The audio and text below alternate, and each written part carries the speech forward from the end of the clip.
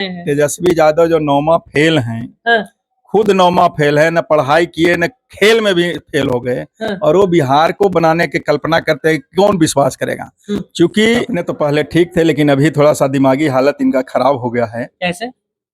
हरकत से देखने को मिल रहा है, बार बार हरकत इनका जो हो रहा है विधानसभा से लेकर के बाहर में भी। तो अब ये कहना तो मुश्किल है, लेकिन सत्ता पाने के लिए ही चुनाव लड़ा जाता है ना। ये कह दे हम कि इतना ले आएंगे, लेकिन सत्ता आने की उम्मीद है। नमस्कार, मैं ओम प्रकाश कुमार, आप देख रहे हैं बेड़े बिहार झारखंड, और हमारे साथ विनोद शर्मा जी हैं और जनसुराज के कदावर नेता भी हैं। चलिए इनसे बात करते हैं। सबसे पहले हमारे चैनल में स्वागत है सर। आपको भी बहुत बहुत धन्यवाद, स्वागत। आपके चैनल को भी, देखने वाले को भी बहुत बहुत बधाई। 2025 का चुनाव आ रहा है, 6.5 महीना बाद, अब ज्यादा समय बचा नहीं है, लेकिन कन्हैया कुमार का एक तरफ से कांग्रेस की तरफ से एंट्री हुआ है। जनसुराज पार्टी, आप लोग नेता उसे कैसे देखते हैं आप, क्योंकि उस पार्टी का कदावर नेता हैं आप, का स्टेट इंचार्ज भी आप हैं, तो कैसे देखते हैं? सबसे पहले तो कन्हैया कुमार का अपना पार्टी का वो प्रोजेक्ट हुए हैं, उससे कोई प्रभाव बिहार में पड़ने वाला नहीं है। जन सुराज का एक अभियान ही है कि जन सुराज पार्टी का यह सत्ता नहीं आना है, जनता का सत्ता आना है। अच्छा। ये जनता की सरकार बनना है और जनता का ही सरकार बनना है, इसलिए कांग्रेस से आने से कोई फर्क नहीं पड़ेगा। क्योंकि जन सुराज का एक कल्पना ही है कि जनता के द्वारा ही ये सत्ता आएगा, जनता का सत्ता आएगा। इसलिए बिहार में जनता का ही, जनसुराज पार्टी का सत्ता नहीं आना है। जनता के द्वारा, जनता अपने पार्टी के लिए, संगठन के लिए वो अपना सत्ता ला रहा है, जनता का ही सत्ता रहेगा।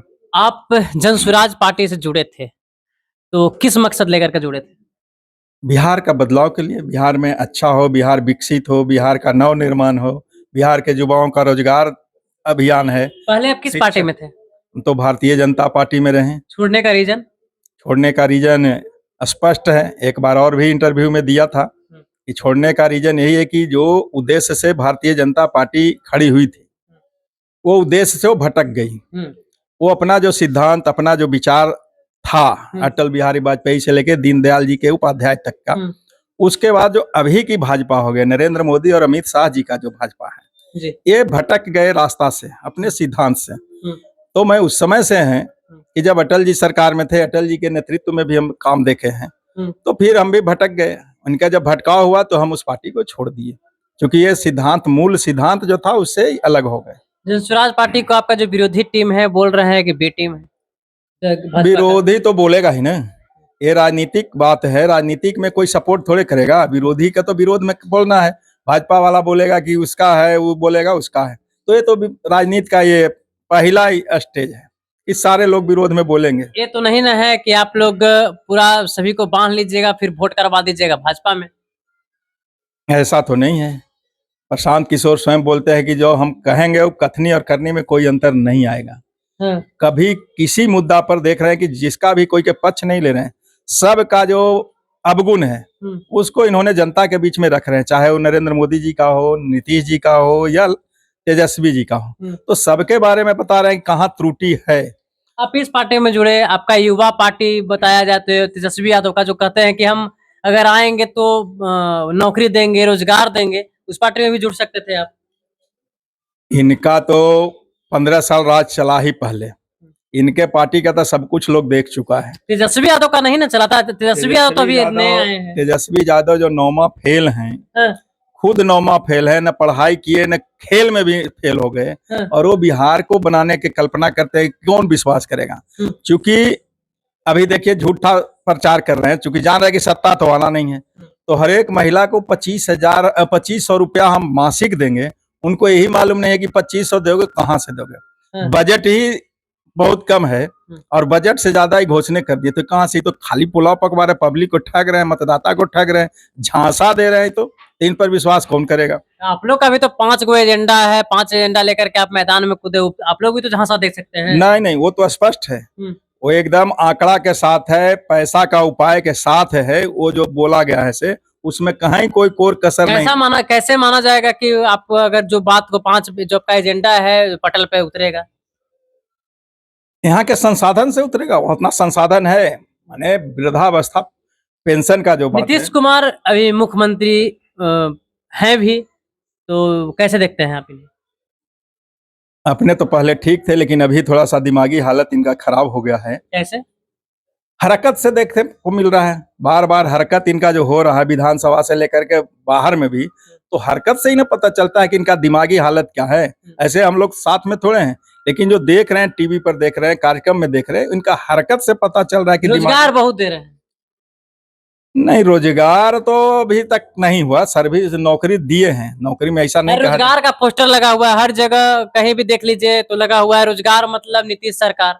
नहीं, ये तो स्लोगन है, स्लोगन है, लेकिन ये मानेंगे कि ये जो 15 साल राज किए उसमें बहुत को अनुबंधे पर सही लेकिन नौकरी मिली है। लेकिन जितना रोजगार मिलना चाहिए, तो प्रशांत किशोर या हमारी पार्टी रोज जोड़ा रहा है कि फोर्थ चतुर्थ श्रेणी से लेकर अफसर तक भी अगर बहाल फुल कर देंगे, पूरा भर देंगे, तो 27 लाख के मिलेगा नौकरी, सरकारी नौकरी। और यहाँ 13 करोड़ की आबादी है, तो 27 लाख में 2% होता है, तो 2% से बिहार खुशहाल तो होगा नहीं। तो रोजगार मुहैया कराइए। आम नौजवानों को जब रोजगार मिलेगा, महिलाओं को रोजगार मिले, तो बिहार खुशहाल और समृद्ध होगा। 2025 में लड़ाई कौन पार्टी से ज्यादा रहेगा आपका?